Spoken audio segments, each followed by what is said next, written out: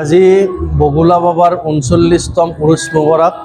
এই পবিত্ৰ উৰুছ মুবাৰকত আমাৰ এই অঞ্চলৰ বিশেষকৈ হিন্দু, মুছলিম, খ্ৰীষ্টান, শিখ সকলো ভক্তপ্ৰাণ ৰাইজে আহি ইয়াত পদাৰ্পণ কৰে আৰু ইয়াৰ পৰিচালনা কমিটিক মই উদ্যোক্তা মণ্ডলক অশেষ ধন্যবাদ দিব বিচাৰিছোঁ, কিয়নো অশেষ কষ্ট স্বীকাৰ কৰি তেওঁলোকে প্ৰত্যেকবাৰে এনেকুৱা এটা কাৰ্যসূচীৰ আয়োজন কৰে। এনেকুৱা এটা অনুষ্ঠানত বিভিন্ন অঞ্চলৰ পৰা মানুহ আহে আৰু মানুহে ইয়াত ভক্তপ্ৰাণ ৰাইজক আমাৰ পৰিচালনা কমিটিয়ে সুচাৰুৰূপে পৰিচালিত কৰে। যাতে আমি সুচাৰুৰূপে পৰিচালিত কৰিব পাৰোঁ, তাৰ বাবে আমি সকলোৰে পৰা সহায় সহযোগিতা আমি বিচাৰিছোঁ উদ্যোক্তা মণ্ডলীয়ে। আমাৰ এই আজি পবিত্ৰ বগলা বাবাৰ ৩৯তম উৰুছ মুবাৰক। এই উৰুছ মুবাৰক আজি আমাৰ প্ৰায় বহু বছৰ চলি আছে আৰু ইয়াত আমাৰ প্ৰায় হিন্দু মুছলমান সকলোৱে আহি আমাক সহায় সহযোগিতা কৰে আৰু আজি এই পবিত্ৰ উৰুছত সকলোৱে মিলিজুলি আমি ৰাতিপুৱাৰ পৰা ৰাতিপুৱা নেক্সট ৪টালৈ আমাৰ চলি থাকিব। ইয়াত এখতৰ বহুত মাহাত্ম্য আছে। এই মাহাত্ম্যৰ বিষয়ে আমাৰ আগতে মাননীয় ব্যক্তিসকলে কৈ গৈছে, তথাপি মই জানাত তেখেত প্ৰায় দৰঙত আছিল।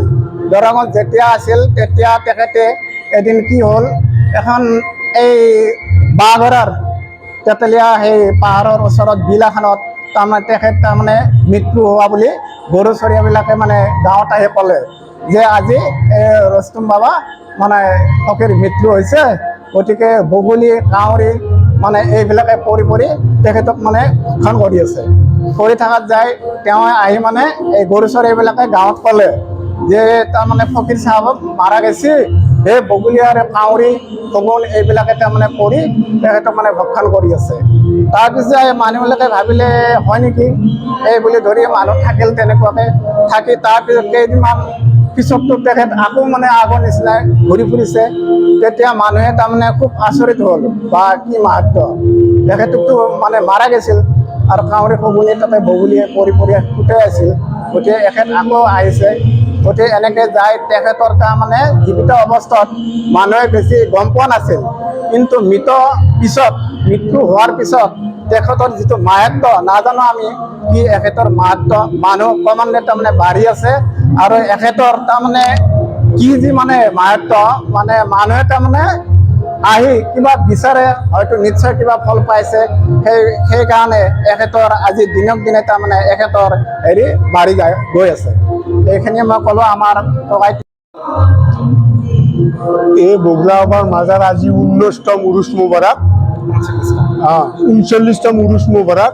ইয়াত সমূহ ধৰ্মপ্ৰাণ ৰাইজে ইয়াত আহি উপস্থিত হয় এওঁৰ এই পবিত্ৰ দিনটোত, আৰু এখেতক ইয়াত গুৰস্থ কোৱাৰ পৰা অন্তত মই ইয়াত জড়িত। ইয়াত দিনক দিনে মানুহৰ লাদি নিচিঙা সৎ, গতিকে ইয়াত যিয়ে যি মনস্থ কৰে সেইটো তেওঁৰ জৰিয়তে আল্লাই পূৰা কৰে বুলি মানুহৰ লোকবিশ্বাস। সেই অনুসৰি ইয়াত মানুহৰ সৎ আজিলৈ বিৰাজমান হৈ আছে।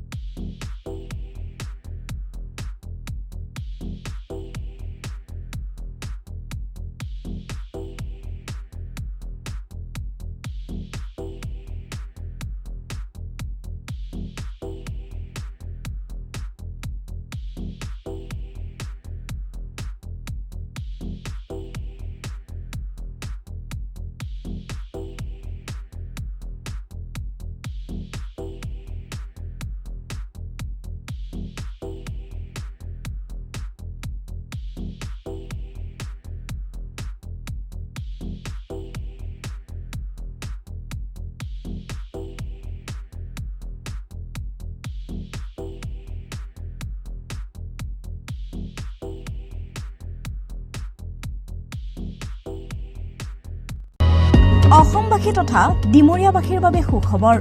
কামৰূপ মহানগৰ জিলাৰ সোণাপুৰত স্থাপন ডিমছ হাস্পতাল এণ্ড নাৰ্ছিং হোম।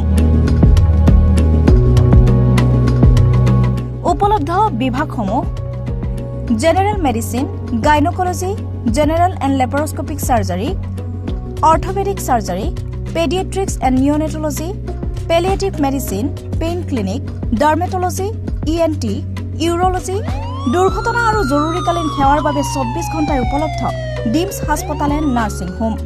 অত্যাধুনিক সা সুবিধাৰে পৰিপূৰ্ণ ডিমছ হাস্পতাল এণ্ড নাৰ্ছিং হোমত উপলব্ধ digital x-ray, 24 hours pathology, ECG, PAC clinic, 24 hours RMO doctors. ঠিকনা বৰঘাট, সোণাপুৰ, কামৰূপ মহানগৰ জিলা। যোগাযোগৰ নম্বৰ 8009040080।